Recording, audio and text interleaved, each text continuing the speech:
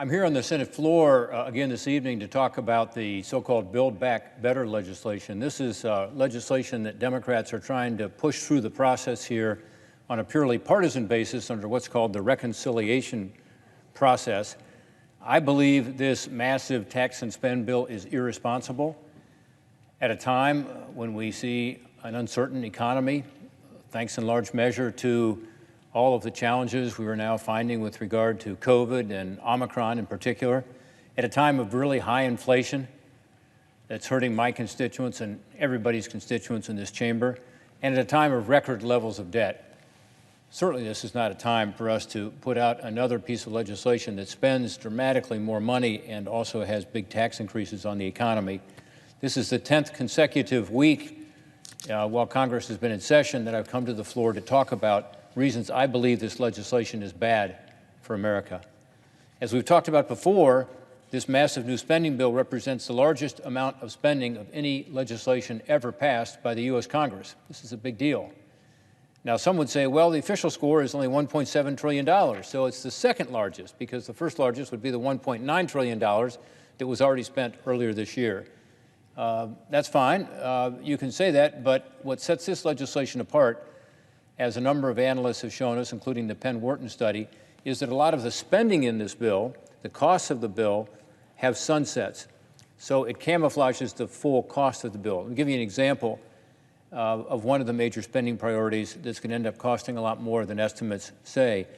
The enhanced child tax credit from the March spending bill is extended for 1 year in this legislation, which means that after next year, this new benefit people have come to expect would be cut off.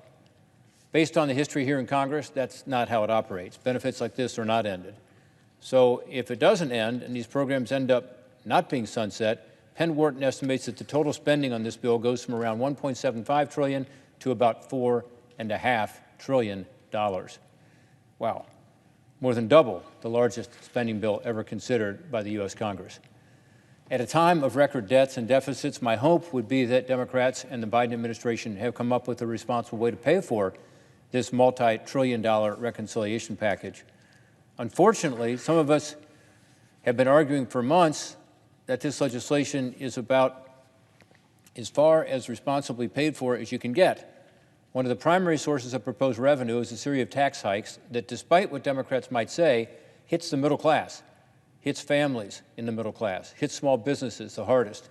As an example, the proposed Medicare surcharge on active investment income is going to hit millions of small businesses that structure themselves as pass-throughs with a new across-the-board 3.8% increase on all income. Proposed corporate tax increases will hit American workers based on the analysis of the nonpartisan Congressional Budget Office and the Joint Committee on Taxation. They say that when you increase the taxes on businesses, the main impact is to increase taxes on workers. Why? Because wages and benefits are reduced because of it. Costs will be passed down to working families. This means higher prices for everything. What's even worse is that while the worker making $20,000, $40,000, $60,000 a year is getting hit hard, having to pay more because of inflation for gas, groceries, and clothes, at the same time, wealthy Americans under this legislation would get a tax break worth hundreds of millions of dollars, thanks to the Democrats' insistence on raising the cap on what's called the SALT, the state and local tax deduction. As part of the tax cuts back in 2017, we decided to limit the deduction you could take for state and local taxes to $10,000 per year. Why? Because it was very expensive to have that deduction out there, because it's regressive, helps wealthier Americans much more, because it's an effective policy that leads to an incentive where states are incentivized to raise their taxes because people get a federal tax deduction for it. And it's just not fair. My constituents in Ohio are subsidizing New York and California for their high taxes. That doesn't seem to make sense to people. However, under this Build Back Better bill that was passed by the House, they raised that cap from $10,000 up to $80,000. Over the next 5 years alone, that provision would cost $285 billion. The vast majority of that tax benefit would go to the wealthiest Americans, with one recent analysis from the Tax Policy Center finding that almost no benefit will go to Americans not in the top 10% of income earners. Conversely, child tax credit expansion, which Democrats argue is designed to help lower and middle income Americans, costs $185 billion. So $285 billion for the SALT, which primarily goes to wealthier individuals. $185 billion is put in place for what is viewed as the cornerstone safety social net program in this whole bill. So there's $100 billion more in the regressive tax cut than there is in this cornerstone social safety net program. As Mark Goldwine with the Committee for Responsible Federal Budget put it, and I quote, "We're debating about whether to give lower and middle class families $1,000 more a year for the child tax credit while giving upper class families $10,000 or more through SALT." End quote. That's pretty accurate.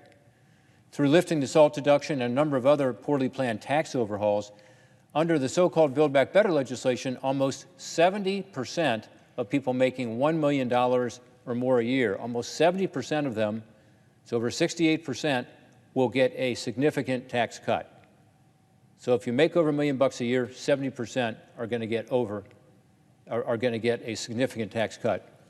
Nearly 90% of taxpayers earning between $500,000 and $1 million are going to get a significant tax cut. Contrast that to people who make $30,000 a year, as an example. While 70% of those making $1 million or more get a tax cut, only 30% of those making $30,000 a year or more are going to get a tax cut. And guess what? That's in the first year. In the second year, it goes down to 12%. In the third year, it goes down to 10% or less, and then it goes to single digits. So if you make $30,000 a year or more, you got really no significant benefit here at all. But if you make a lot of money, you get a huge benefit. That doesn't make sense. For example, in California, where there are graduated income tax rates of over 10%, that's the state income tax rate, that would amount to a $47,000 deduction on average for somebody making $500,000 a year. That's a lot. While the average taxpayer in California is only seeing a $20 per year benefit. So again, you're getting a deduction of about $47,000 if you make over $500,000, whereas the average taxpayer is only going to get about a $20 a year benefit. This doesn't make sense.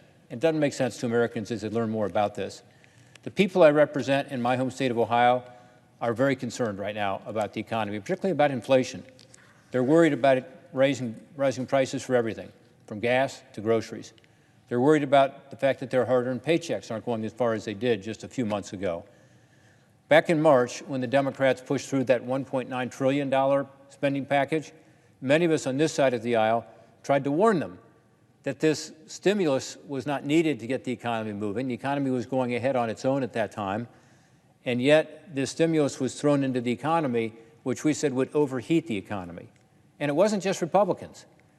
Larry Summers, who served as the Treasury Secretary for President Clinton and Director of National Economic Council under President Obama, warned that injecting so much money into the demand side of the economy would lead to inflation. He was right. Now those same lawmakers are gearing up to do it again. Not only does Build Back Better deal an unfair hand to the working families they claim to champion, giving a tax break to the wealthy and leaving other Americans struggling to get by, it will stoke more inflation by pumping more money into the demand side of the economy. That's not what we should be doing now.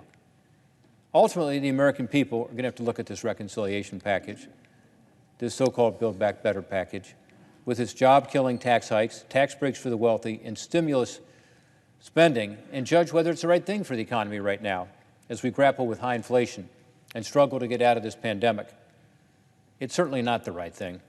It's not in our national interest to be providing tax breaks for the wealthy and burdening our businesses and everyday taxpayers with higher taxes while stoking more inflation.